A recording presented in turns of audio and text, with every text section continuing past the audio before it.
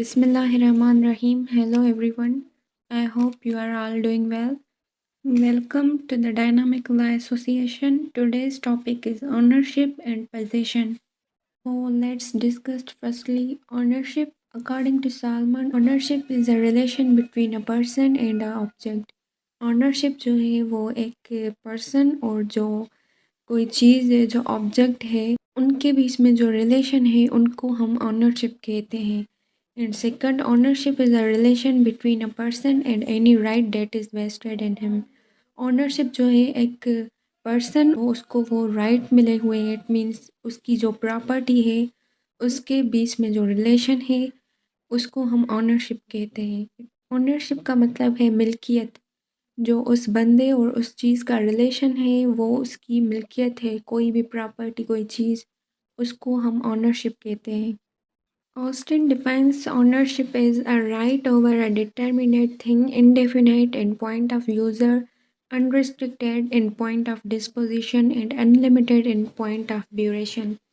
Austin के मुताबिक जो पर्सन का उस पर राइट है अगर वो इनडेफिनाइट है, अनरिस्ट्रिक्टेड है, अनलिमिटेड है तो वो उसको हम ऑनरशिप कहेंगे.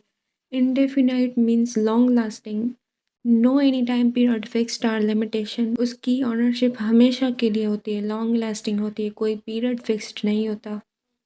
And unrestricted, no any restrictions on that person. उस पर्सन पे कोई भी रिस्ट्रिक्शन नहीं होती, वो किसी भी तरह अपनी प्रॉपर्टी को यूज़ कर सकता है. And unlimited in point of duration, unlimited का भी वही मतलब है कि कोई भी टाइम पीरियड नहीं होता, वो जब तक चाहे यूज़ कर सकता है, ट्रांसफ़र कर सकता है एज़ ही वांट. वो जैसे चाहे अपनी प्रॉपर्टी को यूज़ कर सकता है, गिफ्ट कर सकता है, सेल कर सकता है अपनी कंसेंट से. And now we will discuss some essentials कि ओनरशिप के लिए ये एसेंशियल्स होना ज़रूरी है जो अभी हमने कुछ ऑस्टिन की डेफिनेशन में भी डिस्कस की है. And some more. Number first है इनडेफिनाइट, वही जो अभी हमने कहा कि long lasting, no time limitation, कोई भी उस पर लेंथ ऑफ टाइम फिक्स्ड नहीं होती, वो जब तक चाहे अपनी प्रॉपर्टी को, अपनी ओनरशिप को एंजॉय कर सकता है. And number second is unrestricted, there is no restriction on the right of ownership regarding its possession. वो बंदा जैसे चाहे यूज़ कर सकता है, उस पर कोई भी रिस्ट्रिक्शन नहीं होती. And right to possess, it means right of control. Owner जो होता है उसका उसके ऑब्जेक्ट पे फुल कंट्रोल होता है. अगर ऑनर चाहे तो वो किसी को दे सकता है, सेल कर सकता है, गिफ्ट कर सकता है या अपने पास रख सकता है. उसका उस पर फुल कंट्रोल होता है. Next is right to exhaust, it means right to use. Owner can use his property, he can spend, use, sell or gift to anybody. He can use as he want. And next is residuary character. It means retain something forever. किसी चीज़ को हमेशा के लिए रखना, जो हमेशा रहने वाला राइट होता है उसको हम रेजिड्यूरी कैरेक्टर कहते हैं. तो ऑनर का भी अपनी प्रॉपर्टी पे वही होता है, हमेशा रहने वाला right. And the next is right to alienate, it means right to transfer. Owner can transfer to anybody, वो अपनी प्रॉपर्टी को किसी को भी ट्रांसफ़र कर सकता है, उसको पूरा राइट होता है. And number last is subject matter. Ownership के लिए there should be material objects for ownership. कोई सब्जेक्ट मैटर, कोई ऑब्जेक्ट होना ज़रूरी है जिसको हम देख सकें, टच कर सकें, होल्ड कर सकें. Now we will discuss kinds of ownership. Number first है corporeal and incorporeal ownership. Now we will discuss kinds of ownership. Number first है corporeal and incorporeal ownership. Corporeal things are those which can be seen and felt by the senses. Corporeal ownership जो होती है हमारी जो material things हैं जो हम देख सकें, जो टच्ड होती हैं, जिनको हम टच कर सकें, होल्ड कर सकें, जो भी material objects होते हैं उन पे जो हमारी ऑनरशिप होती है उनको हम कॉर्पोरियल ऑनरशिप कहेंगे. एंड इनकॉर्पोरियल ऑनरशिप जो होती है इनटेंजिबल होती है, untouched. Incorporeal things are those which can not be perceived by the senses. वो जो होती है हमारी इंटेलेक्चुअल प्रॉपर्टीज़ होती हैं जो हमारे ट्रेडमार्क्स होते हैं, बिजनेस राइट्स, कॉपीराइट्स, ऐसी प्रॉपर्टी जो इंटेलेक्चुअल कैपेबिलिटीज़ की वजह से आती है, जो टेस्ट नहीं होती, उसको हम इनकॉर्पोरियल ओनरशिप कहते हैं। फॉर एग्जांपल कोई रिसर्च वर्क, कोई पोइट्री, कोई राइटिंग, कॉपीराइट्स जो बनाने वाला है वो उसकी जो है इनकॉर्पोरियल ओनरशिप होती है। And number second is sole and co ownership. Sole ownership वो होती है जो किसी प्रॉपर्टी का एक ऑनर हो, right vested in a single person, किसी सिंगल पर्सन की ही वो प्रॉपर्टी हो, उसको हम कहेंगे कि इसकी उस प्रॉपर्टी पे सोल ओनरशिप है। एंड को ओनरशिप मीन्स जिसके मोर देन वन ऑनर हो, जिसके ज़्यादा ऑनर हो, it is vested in more than one person jointly, उसके किसी भी प्रॉपर्टी के एक से ज़्यादा ऑनर हों, उसको हम कहेंगे कि इनकी को ऑनरशिप है। And number third is trust and beneficial ownership. Trust and beneficial ownership means जो प्रॉपर्टी होती है, property owned by two person at same time but used for benefit of other. एक पर्सन किसी और के बेनिफिट के लिए उसको इस्तेमाल करता है। इसमें जो रियल ऑनर होता है प्रॉपर्टी का उसको हम बेनिफिशियल कहते हैं, एंड जो फॉर्मल ऑनर होता है, जो नॉमिनल ऑनर, उसको हम ट्रस्टी कहते हैं। A trustee has trust or legal ownership and beneficiary has beneficial ownership.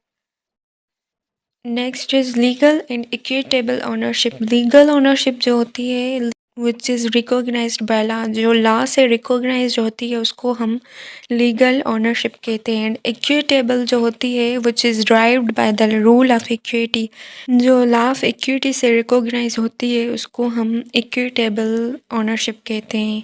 And the next is vested and contingent ownership. Vested ownership is perfect in all the aspects without any condition. उसका जो honours title is already perfect, जो owner होता है उसका title already perfect होता है, उसकी ownership के लिए कोई कंडीशन नहीं होती। And contingent ownership is which became perfect on the fulfilment of condition. उस पे कोई कंडीशन होती है, उस जब तक वो कंडीशन फुलफ़िल होगी तब तक उसका जो ऑनर है वो परफेक्ट ऑनर नहीं होता। कंडीशन फुलफ़िल हो जाएगी देन वो परफेक्ट ऑनर बन जाएगा। Contingent ownership is converted into vested ownership on fulfilment of the condition. जब वो कंडीशन फुलफ़िल होगी तो जो कंटीजेंट ओनरशिप है तो वेस्टेड ओनरशिप में कन्वर्ट हो जाएगी। And now we will discuss possession. Possession means physical control over a thing constituted possession. जो किसी ऑब्जेक्ट पे फिजिकल कंट्रोल होना, उसका वो ऑनरशिप नहीं होता, वो सिर्फ उसको पजेस करता है, उसकी पोजेशन में होती है, उसके कब्जे में होती है। According to Solomon, possession in respect of material objects only as the continuing exercise of a claim to the exclusive use of it. कोई पर्सन जो है वो कंटिन्यूसली यूज़ करता है किसी ऑब्जेक्ट को, किसी प्रॉपर्टी को, और उसको पजेस करता है तो वो ऑब्जेक्ट उसकी पोजीशन में होती है, सिर्फ वो उसके कब्जे में होती है, उसका उस पर कोई फुल राइट नहीं होता। उसको कुछ राइट्स मिले हुए होते हैं उसको यूज़ करने के लिए, लेकिन ना ही वो उसका ऑनर होता है और ना ही उसको फुली राइट्स होते हैं। प्रॉपर्टी का कब्जे में होना पोजीशन होता है और उसका मालिक होना ऑनरशिप होता है। And now we will discuss modes of acquisition of possession. Possession को हम किन तरीक़ों से एक्वायर कर सकते हैं? एक है by taking and second is by delivery. Possession है वो फर्स्ट तो राइटफुल टेकिंग होती है, taking something from another person with permission and to use things. वो जो हम राइटफुल तरीके से लेते हैं उसके ऑनर के परमिशन से, उसके कंसेंट से, उससे उसको लेकर इस्तेमाल करते हैं कुछ टाइम के लिए, उसको हम राइटफुल टेकिंग कहते हैं। And wrongful taking is taking something without permission और फोर्सफुली। कोई चीज़ हम किसी से फोर्सफुली लें, गलत तरीके से लें, तो ये रॉन्गफुली टेकिंग हो जाएगी। And original taking is such things which is not owned by anyone nor taking with permission. Neither you take it forcefully, but you acquire possession of it means possession over honorless object, जिसका कोई honour नहीं होता, उसके लिए तो उसकी permission ज़रूरी नहीं है, और ना ही वो हमने, अगर कोई उसका ऑनर नहीं है तो हमने ना तो वो फोर्सफुली उस ऑनर से कब्जे में ली है, और ना ही उसकी परमिशन की ज़रूरत है। वो उसका कोई जब ऑनर नहीं होता, तो जब ऐसी किसी चीज़ पे कोई कब्जा करता है तो वो ओरिजिनल टेकिंग होती है। एंड जो बाय डिलीवरी पोजीशन होती है, acquisition of possession with the consent of previous owner. जो ऑनर होता है वो खुद अपनी कंसेंट से अपनी जो प्रॉपर्टी की पोजीशन है वो किसी को डिलीवर करता है, उसको हम कहते हैं बाय डिलीवरी पोजीशन। और पोजीशन का एक और तरीका भी है ट्रांसफ़र होने का, वो अ, उसको हम कानूनी अमल कहते हैं, operation of law. If person is dies, possession of property is transfer to legal representative. अगर किसी की डेथ हो जाती है तो उसकी जो प्रॉपर्टी की पोजीशन होती है वो उसके लीगल रिप्रेजेंटेटिव को ट्रांसफ़र हो जाती है, तो उनको हम ऑपरेशन ऑफ लॉ कहते हैं। Now we will discuss kinds of possession. Number first है immediate and mediate possession. Immediate possession means one acquired or retained directly and personally is called immediate possession. जो immediate possession होती है, कोई बंदा directly personally खुद position हासिल करे, उसको हम immediate possession कहते हैं। और जो mediate possession होती है, the possession which is held by one man on behalf of another। जो पोजीशन होती है वो कोई बंदा किसी और के बिहाफ पर किसी से पोजीशन हासिल करे, तो उसको हम मीडिएट पोजीशन कहते हैं। मतलब वो अपने लिए कोई पोजीशन हासिल नहीं कर रहा, वो किसी और के लिए उसके बिहाफ पे पोजीशन हासिल कर रहा है। फॉर एग्ज़ाम्पल, अगर कोई बंदा जो है वो खुद जाकर कोई पर्सनली कोई कार या कोई चीज़ परचेज़ करता है, तो वो जो चीज़ उसने ख़रीद की है उसकी इमीडिएट पोजीशन में आ गई है। और जो इमीडिएट पोजीशन होती है, अगर वो खुद नहीं जाता, वो अपने ड्राइवर को भेजता है, और वो जो ड्राइवर है वो जो है परचेज़ करता है कार को उसके बिहाफ पर, ये हो गई immediate position. And second is concurrent possession. Although exclusiveness is the essence of true possession and two claims of exclusive use cannot exist together.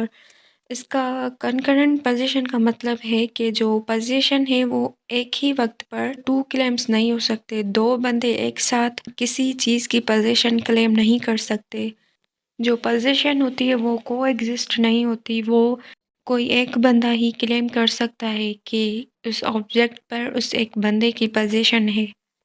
And next is corporeal and incorporeal possession. As we already noticed, corporeal and incorporeal का मतलब क्या है हमने पहले भी discuss किया है। Corporeal possession is the continuous exercise of a claim to the exclusive use of a material object.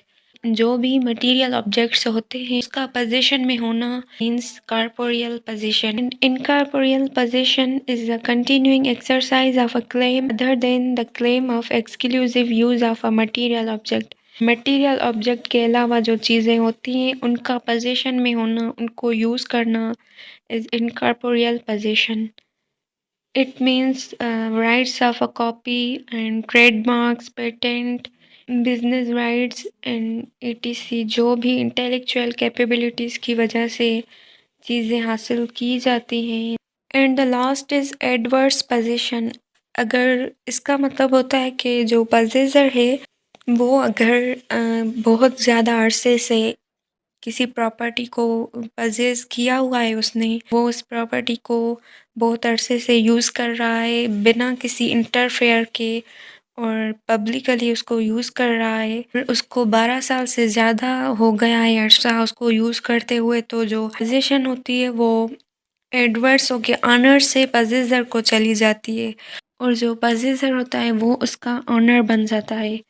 लेकिन इसके लिए कुछ इसेंशियल्स हैं कि उस अरसे में उसको कोई इंटरफेरेंस ना हो, और विदाउट वायलेंस हो, विदाउट स्टील्थ हो, तो तभी वो जो है वो एडवर्स हो सकती है उसकी पोजीशन ऑनर से पोजेसर को। टॉपिक यहाँ पे ख़त्म होता है। Thank you for watching and subscribe the channel for more upcoming videos.